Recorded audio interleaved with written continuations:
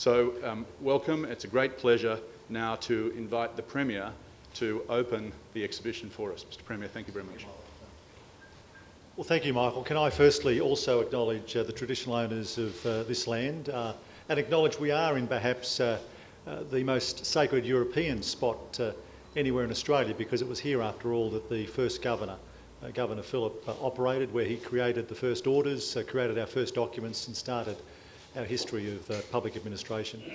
Can I acknowledge not just Michael Rose as Chairman of the Historic Houses Trust, but of course my ministerial colleagues, Robin Parker, the Minister for Heritage, also Victor Dominello, the Minister for Citizenship and Communities. Can I acknowledge so many members of the Australian Chinese community, including, I note, Dr John Yu, but I understand that Josh Kwong Tat may be here, Helen Sham Ho is due to be here, but of course we also have Ben Chow and Hudson Chen who are present, along with so many others who've made a contribution to our society. I want to acknowledge the Acting Consul General Ying Tang as well, and I want to say that I'm delighted to be here to, and of course, Robert Koch, representing Sydney City Council, who has done so much himself to further relations between China and Australia, and who is the architect of those magnificent Chinese New Year celebrations, including the parade that we see annually. I'm delighted to be here opening this exhibition, and it's an exhibition that opens at an important time in our history. Important firstly because of the efforts not just from New South Wales but of course nationally to better engage with China at a social, economic and political level. China is our biggest trading partner. China is increasingly going to be the centre of our focus for trade and investment, and inevitably the continued prosperity of this state and our nation is going to be linked not just to China but to the Asian economy generally. Secondly, it's important that we acknowledge our history. If you don't acknowledge history, you're likely to repeat the mistakes. The challenges, those issues that Michael said, should never be repeated. And what this exhibition demonstrates, again, is the wonderful contribution that our cultural diversity in this city and in this state has made to the development of our society. You know, Chinese, in one form or another, have been here since the 1840s. They've gone through great challenges, but they've also seized with both hands the opportunities that have always existed on these shores. And whether it's their industry or whether it's some of the indiscretions that politicians of the day were trying to ascribe to them, it's displayed here in true honesty so that we can understand that it hasn't been an easy ride, but it's been a persistent ride, and it's been a persistent path towards the progress that we enjoy today. Can I also say it's important because of issues that are happening at a federal level.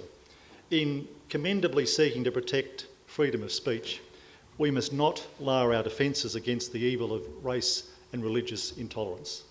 Bigotry should never be sanctioned, whether intentionally or unintentionally.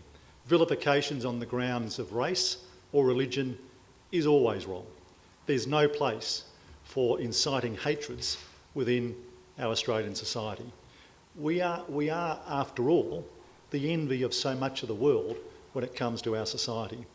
I lead Australia's most culturally diverse state.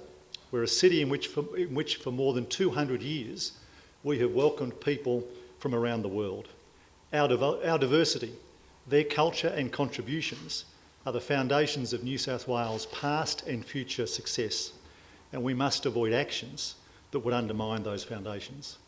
We enjoy a history as a state and a nation of which we can be overwhelmingly proud. But we must never forget that it includes appalling examples of the consequences of intolerance and hatred. No government, no organisation, no citizen can afford to be less than vigilant in combating bigotry, intolerance and hatred. And frankly, our way of life depends on that vigilance.